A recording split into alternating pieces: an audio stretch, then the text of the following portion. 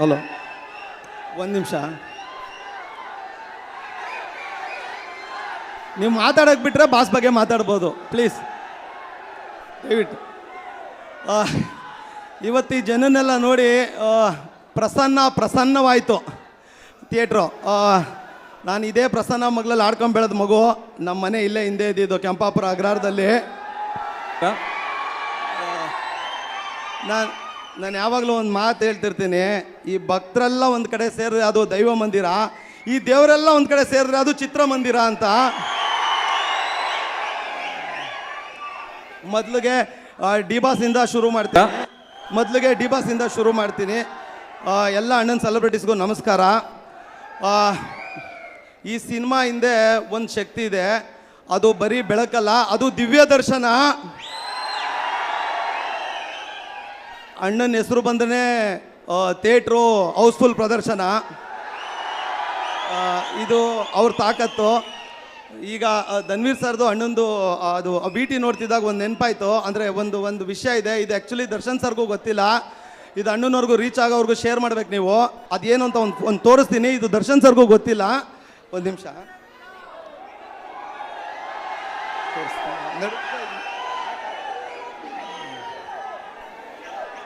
ಈಗ ಇದೊಂದು ಫೋಟೋ ಬಂತು, ಧನ್ವೀರ್ ಸಾರು ದರ್ಶನ್ ಸರ್ ಹಿಂದೆ ಇರೋದು. ಈ ಫೋಟೋನ ಒಂದಷ್ಟು ವರ್ಷಗಳ ಹಿಂದೆ ನಾನು ಬರೆದಿದ್ದು, ನಾನು ಮಾಡಿದ್ದು ಈ ಫೋಟೋ. ಇದು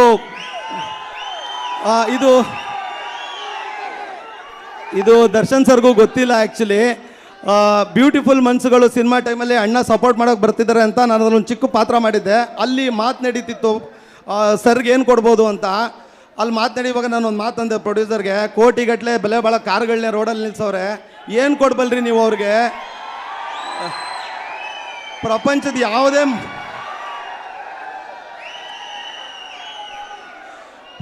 ಯಾವುದೇ ಮೂಲೆಯಿಂದ ತಂದ್ರೂ ಅದು ಅವ್ರು ನೋಡಿರ್ತಾರೆ, ಅವ್ರ ಗೋಡನಲ್ಲಿ ಇರುತ್ತೆ.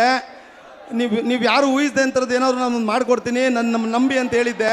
ಆಯಿತು ಮಾಡು ಅಂದಿದ್ರು. ಕೋಟಿಗಟ್ಟಲೆ ಕಾರ್ನ ರೋಡಲ್ಲಿಟ್ಟರು.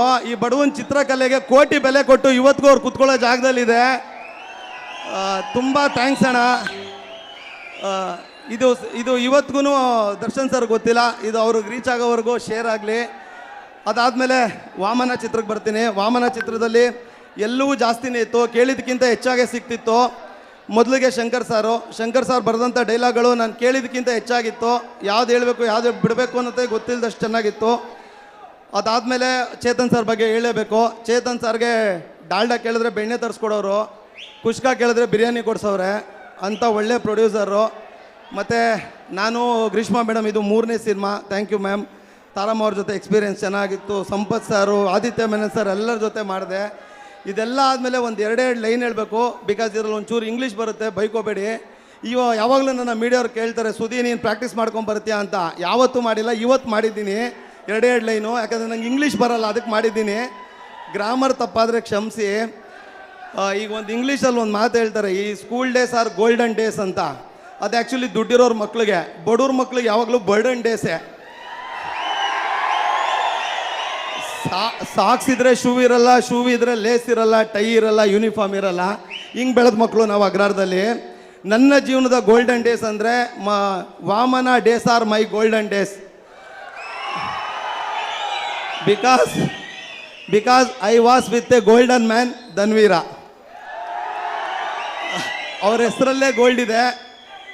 ಹಂಗಾಗಿ ತುಂಬ thank you Dhanveer sir. Entire ಟೀಮ್ಗೆ ಥ್ಯಾಂಕ್ಸ್ ಹೇಳ್ತೀನಿ, ಅಷ್ಟು ಪ್ರೀತಿಯಿಂದ ನೋಡ್ಕೊಂಡಿದ್ದಾರೆ ನನ್ನನ್ನು. ನನಗೆ ಯಾವಾಗಲೂ ಧನ್ವೀರ್ ಸರ್ ನನಗೆ ನಾನು ಮೊನ್ನೆನೂ ಹೇಳಿದೆ, ಡಿ ಬಾಸ್ ಜೊತೆ ನಾನು 2 ಸಿನಿಮಾ ಮಾಡಿದ್ದೀನಿ, ಬಟ್ ಅವ್ರ ಜೊತೆ ದಿನಗಳು ಕಳೆದಿಲ್ಲ. ಬಟ್ ನಾನು ಧನ್ವೀರ್ ಸರ್ ಜೊತೆ ಇದ್ದ ಅಷ್ಟು ದಿನಗಳು ನನ್ನ ಕಣ್ಣಿಗೆ ಅವರು ಡಿ ಬಾಸ್ ಸರ್ನೇ ಕಾಣ್ತಿದ್ರು. ಬಿಕಾಸ್ ಅವರು ಅವ್ರ ಹುಡುಗರನ್ನ ಹೆಂಗೆ ಪ್ರೀತಿಯಿಂದ ನೋಡ್ಕೋತಾರೋ ಹಂಗೆ ಇವ್ರ ಹುಡುಗರನ್ನ ಪ್ರೀತಿಯಿಂದ ನೋಡ್ಕೋತಿದ್ರು. ನಾನು ಇವರಲ್ಲಿ ಅವರನ್ನೇ ಕಂಡೆ. Thank you Dhanveer sir, thank you so much. Thank you so much, Dr. Sudhi sir, Prabhakar sir.